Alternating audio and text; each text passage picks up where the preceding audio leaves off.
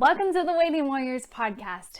I'm Michelle Bowler. I'm an Army wife of over 8 years, a mom of 4 little girls, and a huge believer that being a supportive military or first responder loved one is way easier when you connect with a community.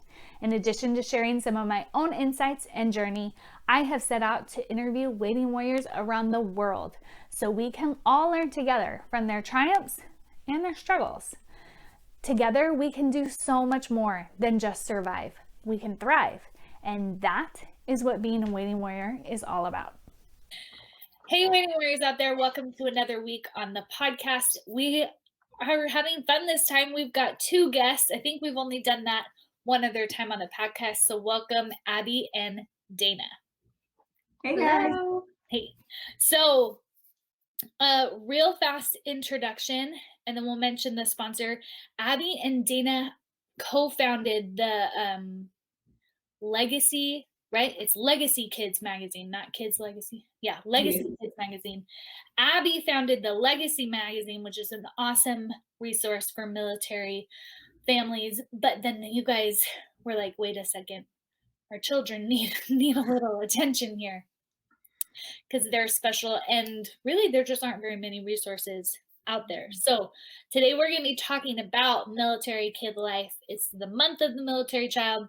Real fast though, quick mention again of our sponsor. This hat, I just like, it keeps my ears warm and it makes me happy. It's from Freedom Found Co. They have a ton of military spouse gear. They're a military spouse veteran company. They do a ton to support our veterans, which like when you order, you like see that they have a card about how they contribute part of their profit towards helping suicide reduction and helping veterans and stuff. So it's a really awesome product. One, like everybody needs a really cute fluffy hat, and you support a military spouse business and you support your veterans. So it's like a win-win, win-win-win, all the wins. It's super cute. Makes me want one. Yeah, I like it because it's in this room. It's not cold enough for a jacket. But like if you just keep your head warm, then you feel warmer, you know? That makes sense. Yeah, it's super cute. It says All American Girl. Is that correct?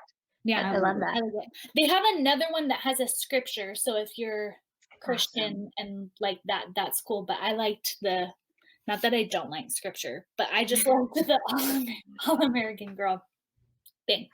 So back to Abi and Daena. I think I just need to stop looking at your name. Otherwise, I'm going to say it wrong. So her name is spelled cool. It's a cool way. Thanks, Mom. It's Daena, but it's just Daena. And I get a lot of like Daena sometimes, which is very interesting. I don't know. People just really want to. Yeah. Daena. Get a little shake to it. Okay, so Abi is a licensed counselor for 11 years within the service community. And then in 2017, she launched Legacy Magazine, which, like I said, is a magazine for service families, a military spouse, and a mom of 2. Daena helped co-found Legacy Kids Magazine, and she was pursuing her master's in clinical mental health, but I'm sure many listeners can relate. COVID and a deployment put that on pause, which like my heart goes out to you because I know that's like a big deal to pause something like that, because she had COVID deployment and now she has to homeschool 3 kids and she's a military spouse. So I mean, you could have just thrown on a master's degree. Would that really? Why not? That would be cool. That'd be totally good for your mental health. I would not be looking like this right now. My hair would be like this. Yeah. The bag, like where you're like just glazed over.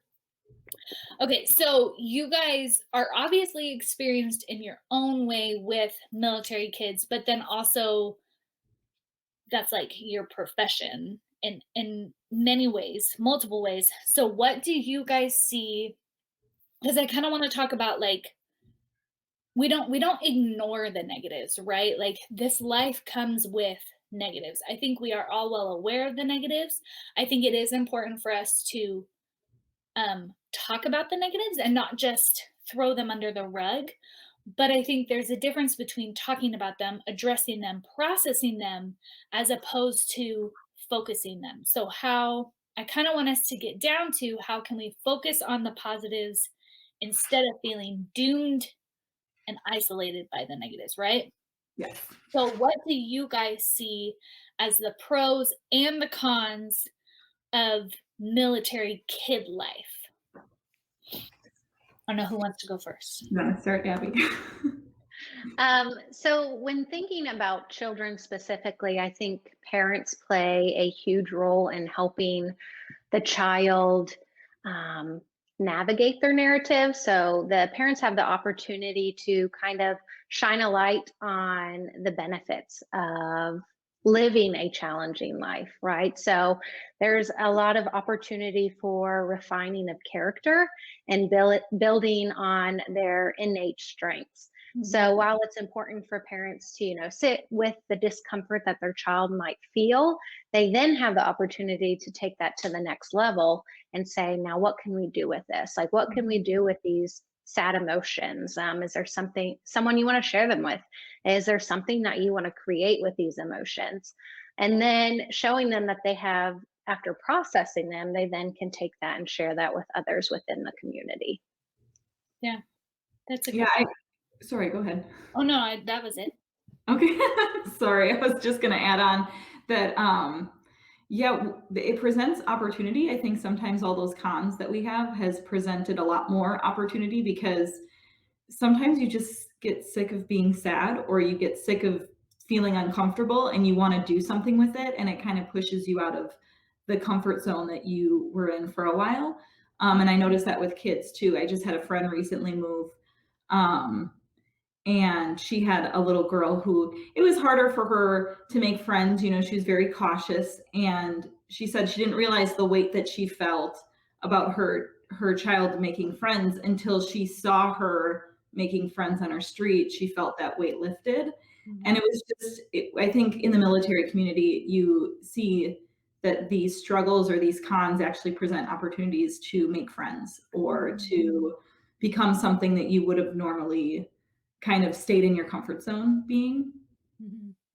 Which is interesting because like our kids aren't going to see that, right? Like they're not going to look at.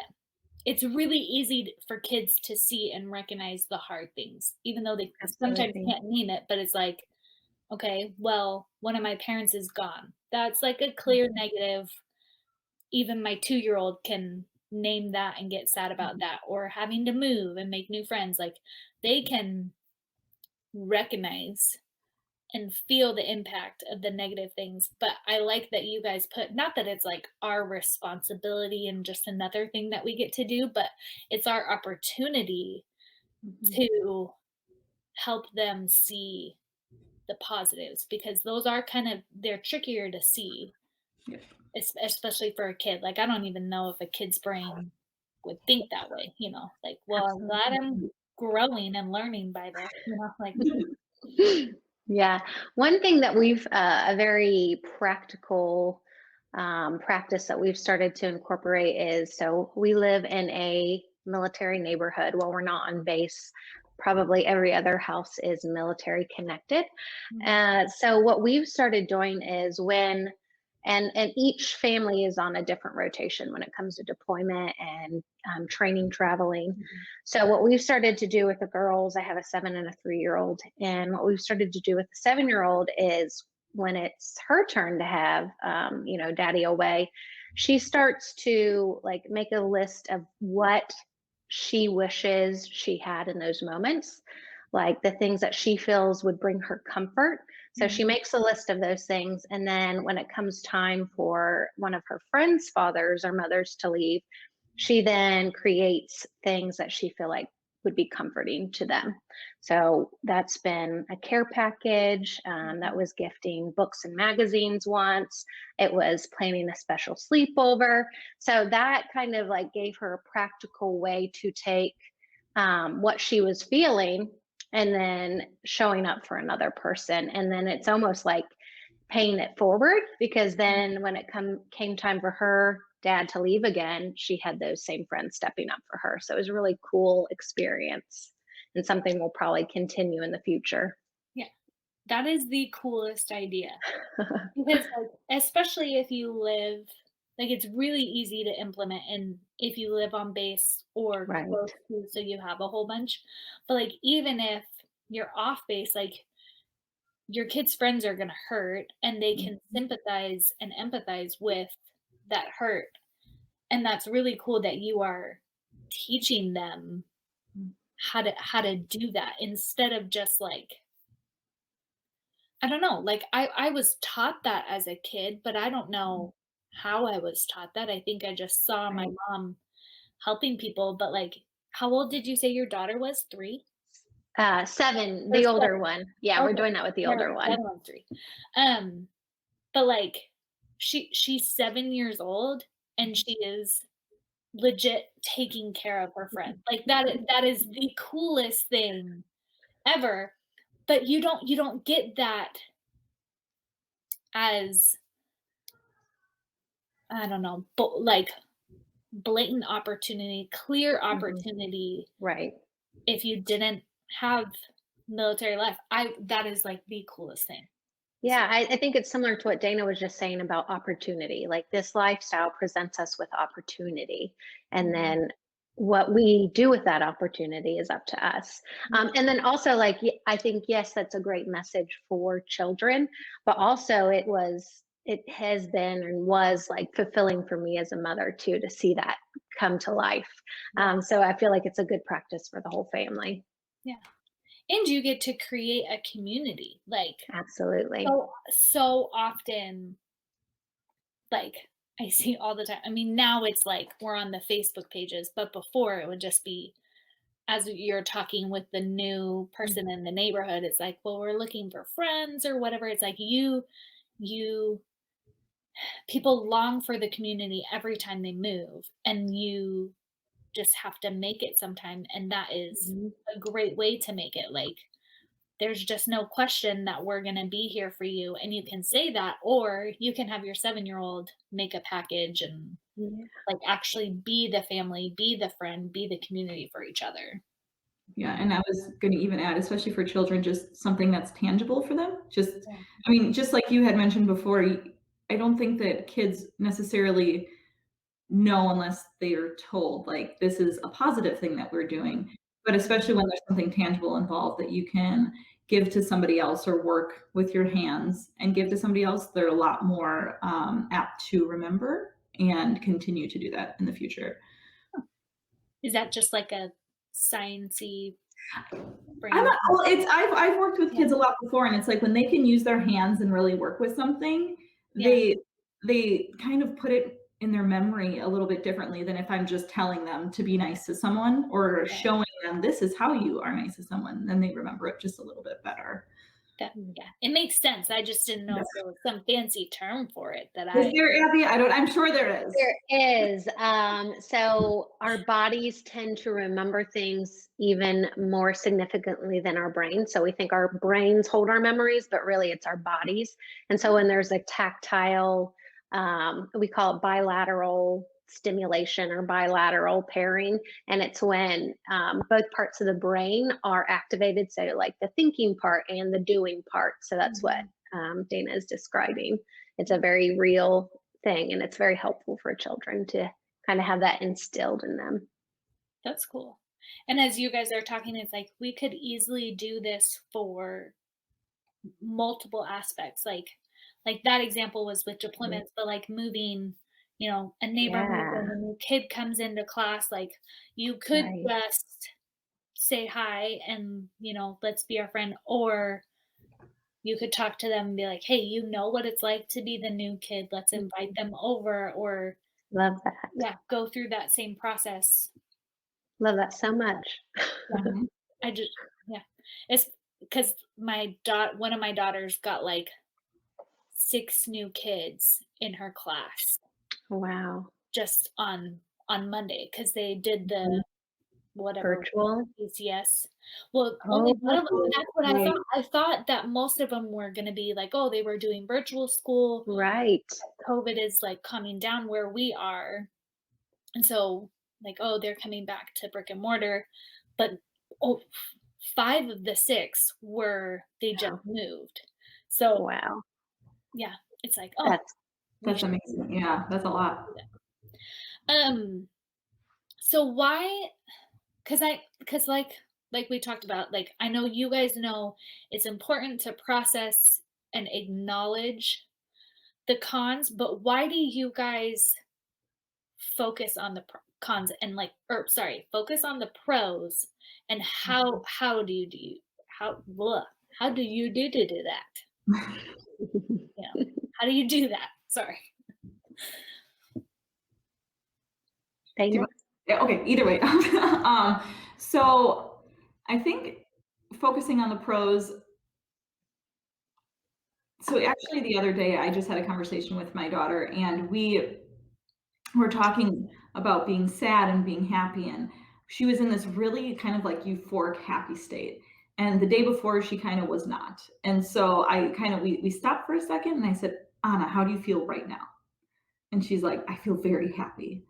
And I'm like, remember that, like you kind of have to make it, remember this moment and make it something that is kind of more of a big deal, because it's something to reflect on when those moments aren't around. Because as we all know, there are cons, and although we talk about them, sometimes we try to get over them a little bit quicker because it's more uncomfortable. But maybe remembering those happy moments and really relishing in those moments will help when they are a little bit more sad, Yeah, I think that would like help us not feel doomed by the sad. Like the sad can be overwhelming, but if you have a memory, then it's like, oh, there is that hope there. Like we know it can be, we know it can come. Right. Like that. And this too shall pass kind of thing. Yeah.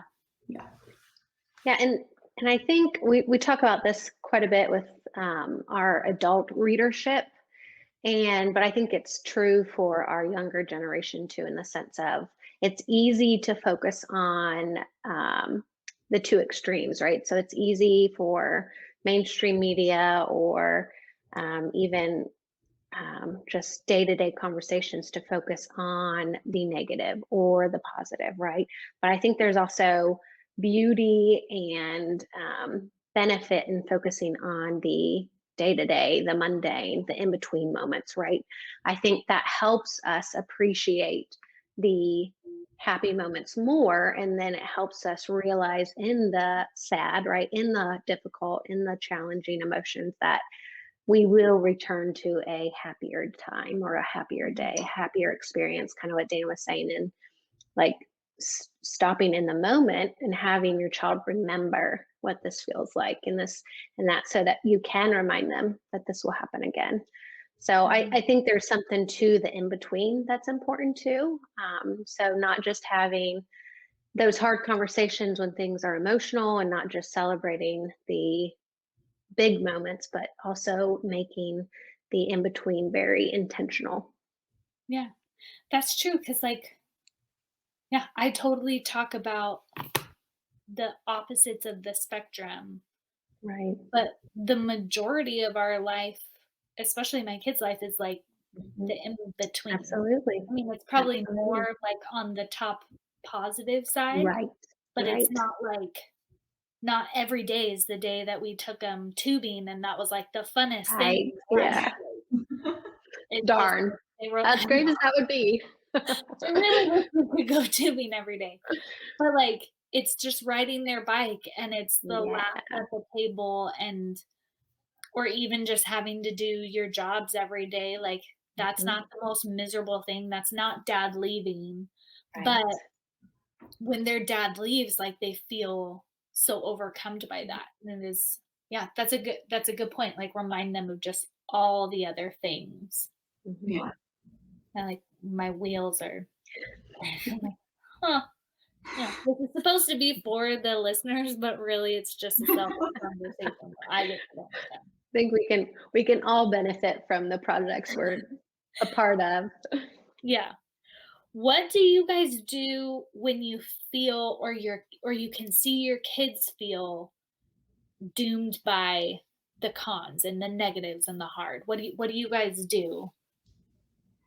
I think just being with them in that moment, kind of helping them through. I know stopping. Same thing, you stop, and you kind of hold them in that moment because kids just process emotions differently than adults. It takes them a while to understand what they're really feeling, and um, allowing them to be sad is, I think, or allowing my daughters or even my son just to be sad and then talking to them about it. We actually had Maddie Schick. She is an 18-year-old military kid, so I guess she's not a kid anymore. She is now an adult. But she wrote for the first volume of Legacy Kids, and she had written in there, don't confuse doing the fun things with your kids as helping them through moments, but sit and talk to them about the moments. And I thought that was just such great advice, especially from a military kid, to really understand that we need to address what's happening and not just kind of like sugarcoat it all the time. Yeah. Which is interesting because like I feel like the stereotypical response, or I don't know if it's like our gut response because we have to be patriotic and we have to not make it as hard for the deploying spouse or for even just, if it's not a deployment and they're going on field training, like, they don't want to leave. So like I hear all the time, and I've even had to stop myself from saying it because I've learned better, and so now I try to do better. But like you want to say like, let's just put on a brave face, make it easier for daddy. Um, let's keep it together for dad, for country, for America or whatever. But like that's actually not what helps them. And we think that we can, I don't know, as a parent, I so badly just want to like take it away, and that's like an easy, it feels like I'm just taking it away because sometimes they stop crying. But yeah, I feel like they just need to sit with it, which is hard and so uncomfortable. It's the worst watching your baby cry. Like, Yes. It is. Yeah, and I think there are moments, and I think what she was alluding to is like, yes, there are times to have fun, and that's great for distraction. There's also times to just sit in the emotion. So my husband will occasionally do night trainings, and my 7-year-old always misses him on those nights. yeah. She's often way more blue that particular evening. So just last night, she traditionally goes to dance on Thursdays, and Daddy had a night training, and she was like, "Mommy, I'm just so tired." And I just, I don't even know. I just so tired. So I was like, well, would you like to go to dance? Do you think you have another hour in you after a full day of school? And she's like, I just don't think I do. So I think sometimes it's allowing them to have an out, right? Mhm. Like sometimes I think we fill our kids' days with activities at times because we think, oh, that's good distraction, or that's good activity, or it's good extracurricular activities. But I also think there's a time to allow them to just be sad, or a time to just be tired. Now, it could have just been a coincidence, right? That she was tired on the day that daddy was gone. But I've learned to be more sensitive to those moments because oftentimes a child doesn't know why they're sad, right? It's not as clear to them. So being sensitive to those moments, and kind of like our um, contributor said, don't just kind of put a band-aid on with exciting things or activities, but sit with them in those moments. Yeah, that's a really good point. What are ways, because I know you guys kind of have like a view of the military community in general.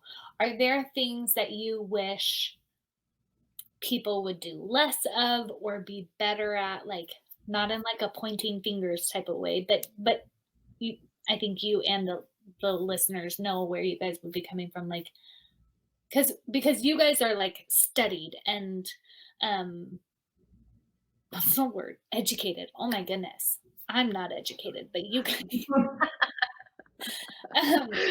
I went to college, I got my, what is it? Like, what can I used to say? Like, I graduated. I got my edumacation. I'm so smart. Look at my words. But most people don't. Like but they so earnestly are wanting to do their best. What are like kind of common things that you think the military community and military parents could be better at? Do you see a common theme, Abby, between the submissions for Legacy magazine, where just as a community as a whole, do you think that there might be some sort of stigma, or and the reason why I'm saying it is because I know that when I read Legacy magazine, I was surprised actually to see how many people thought the way that I did, although their lifestyle was a lot different. And so for me, I think that we all kind of go through these same processes, but we all live them, just a little bit more differently. But it's surprising every time I hear somebody say something, I'm like, oh my gosh, I've had that same thought before. Like, that's crazy. Absolutely. Yeah, I would say what we could all do better is share more openly, if that makes sense. To bridge the gap between those, like, play date park conversations to the more intimate, challenging conversations, right? So like it's not to say that we use those 30 minutes at the park with our mom friends to complain the whole time, right? Or we just put on a pretty perfect picture, right? And just focus on the good that's happening in our lives. But it's asking intentional questions. So I think if we could do anything better as a community, it's asking those questions, being willing to share openly and honestly about what we're going through, and being intentional with the time that we do have together. Yeah. I like that because, yeah, we do, like, I mean, I just asked my friend, her husband's been deployed sometime in the spring. So, like, most of COVID. And it's like, honey, you've been doing a deployment and virtual school and a pandemic, and her kid got diagnosed with like a major disease and stuff, and it's like, if I ask you how you're doing and you say fine, like, I know you're lying. Like, it's okay, you can tell me, like, do you know what I mean? But we say, oh, we're fine, because in that moment no catastrophe is happening. Do you know what I mean? Because we're at the park. But yeah. And I think a way to navigate that is to start like ourselves, right? So it's hard to open up, right? It's uncomfortable, especially if you're at a new duty station or there's a new family in the neighborhood.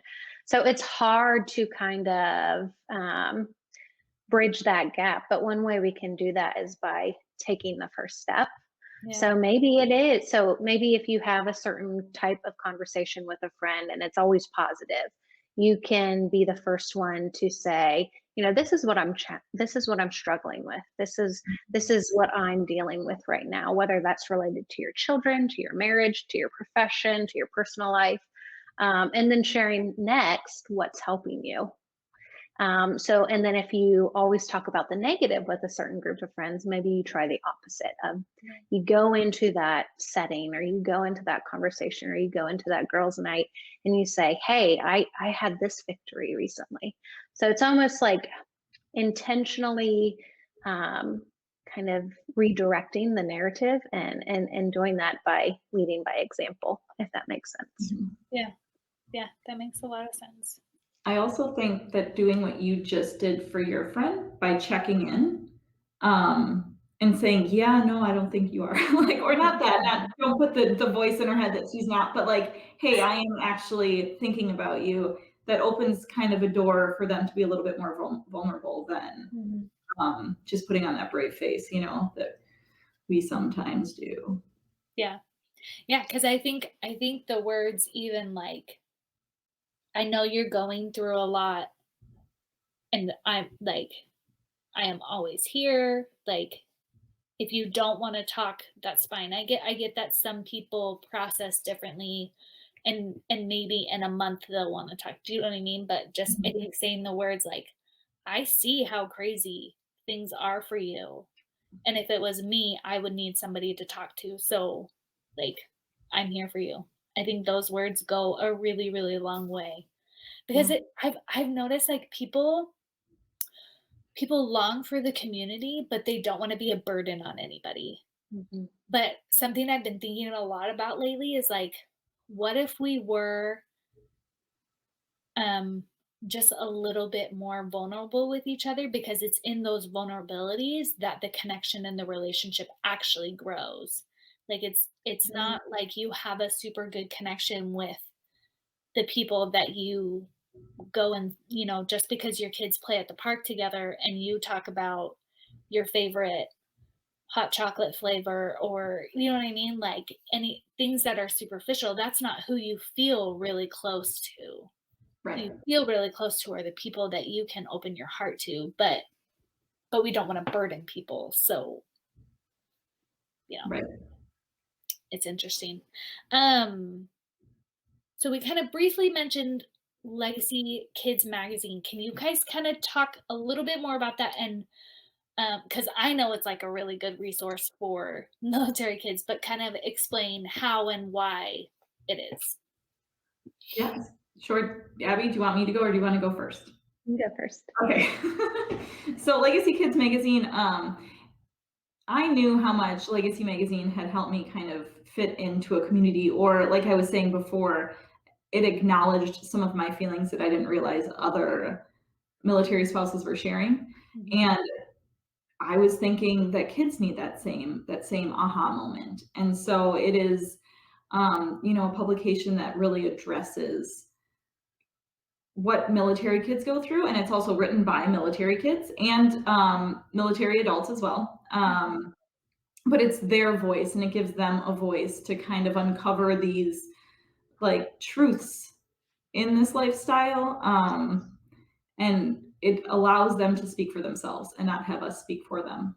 Mhm. Yeah, and it incorporates a wide age range. So, like Dana said, we've got what would you say our youngest contributor was? 3, which is so Yeah. good. And then we had adult children. So we had, I think the oldest might have been in their 30s. They were a former military child. Mhm. So that the readers could see um, not only how to navigate the challenges, but how those challenges can set you up for greater success later in life. We talked about earlier in the podcast how children don't necessarily know that by going through hardship, they can, use it to their benefit later in life.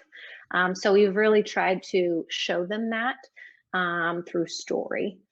So I would say that's one of the most beneficial pieces to the publication. Mhm. Would you say it's like best suited for military kids in the middle of a deployment, or would it be like no, it would help them to read like in all, training schedules have their flows, so they could and should read it at any time. Yeah, I would definitely. say, Yeah, sorry. yeah, I would agree. I would definitely say, especially this being the first volume, we kind of touched on several different areas of military life. Now, thinking of the future, we might focus volumes on a specific topic, and then I would say those specialty volumes would be good for specific seasons. But definitely, this first volume touches on a broad variety of things that our military children Mhm. face and experience day to day. Yeah, cool. That's cool because like, yeah, I think military kid resources are limited, and I know many people are trying to make that better, whether they're successful at it or not. That's, to be determined. But there especially are even fewer resources just for the in between moments, kind of like what we Mhm. talked about. But there's Right. still so much that can be learned, and I almost feel like it's probably easier. I don't know. I'm just thinking about like my own kids, like when deployment's coming up or when a move is coming up, then I try to prepare them and stuff. Like it probably would be way easier on them if it was a constant conversation that we were having because like I mean just Absolutely. think about any way that you learn, like you don't Mhm. swallow it all in, like it'd be easier if it was piece by piece. Absolutely. And I'm not that way. Yeah, that's something in therapy we call like proactive versus reactive. I think as military families or service families, we kind of live in the stress response or the stress cycle. We're constantly in a stress cycle because we're constantly shifting and adjusting and moving. So it's very empowering to do what you're saying and be more proactive and discuss these things along the way so that they feel better equipped and you're then less likely to have to be reactive to a situation. So I would say you're absolutely right that there's a lot of benefit in that. I just need to write that down 1 second. While you're writing, I was going to add that the magazine is also cool because if a child decides, hey, I want to be published in a magazine, Mhm. they have an opportunity to share their own creativity and have it be published in a magazine. And so it gives them this confidence, maybe even a little bit of leadership that they're kind of guiding other children along, which I think is really cool. I mean, if I was a kid and I had an opportunity to be published in a magazine, I'd be like, oh my gosh, yes. I'm gonna be famous. Yeah. I could see my second daughter Mary. She's all about like, oh yeah, you want to hear what I said. Like, Aw. let's just see my face on a magazine and yeah, it would be fun.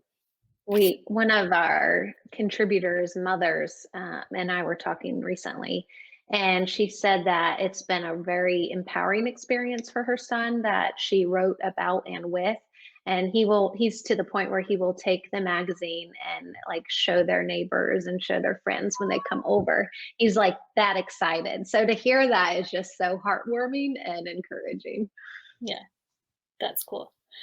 So, well, no, I'll ask this. If somebody wants to get a hold of Legacy Magazine or contribute, how do they do that? You can find out about picking up a copy of Legacy Kids and also learn about our submission opportunities at legacymagazine.org. And then on Facebook and Instagram, you can find us at legacymag.kids. Cool. Okay, last question, my favorite question for both of you. You can take your turns. What is your key to thriving that you want to share with your fellow waiting warriors? Okay. I think my key to thriving, and it has been something that probably has taken time to develop because I definitely didn't start out like, oh, this is my mindset. It was a little bit more negative in the beginning. Has been taking the negative moments and making them bigger than the negative in a positive way, if that makes sense. Did I say that right? I feel like sometimes I go through these cycles where it's like, oh, woe is me. And then I come out of it a lot more victorious than I felt before. And so it's kind of, adding more pieces to the puzzle and building, the mountain even a little bit higher and just using those negative moments as like a time to rest and then, pushing through and getting through to the other side. I like it. Abby? I would say learning to be intentional and adaptable. So I think both of those characteristics are things that are required within this lifestyle. And there's something that they're both things that we can cultivate and develop. So it's not like we have to be born with those traits. It's something that if we are intentional about, we can build them and strengthen them. So that's helped me with mothering. That's helped me with being a spouse and a friend and a family member. Yeah. And I like that both of yours are like it those aren't things that we're born with. It's not like, Mhm. people say I mean civilian friends like, "Oh, you've done this and this and this as a military spouse. I could never do that." It's like that is seriously just like the dumbest thing. Like you I don't want to hear that. yeah, I don't know if anybody was like born out of the womb is like, I'm gonna Right. be a military spouse and just handle Put all me in the a deployments. very weird situation. Yeah. Yeah, Like it's stuff we learn and that absolutely.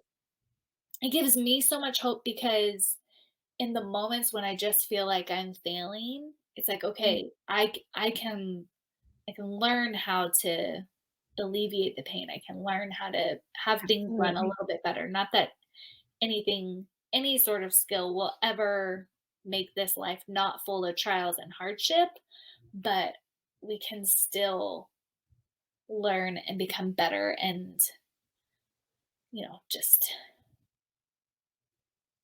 not feel doomed by the negative. Like Absolutely. we can thrive Absolutely. and we can uh just I don't know, persevere sounds like I don't know why that Absolutely. like sounds like a dorky word to me right now, but we can handle all of this and we can learn how to handle it instead of just like, oh well, Susie was born the right way and I wasn't, so that means Right. our family's Absolutely. not gonna make it. Like, no, that's not.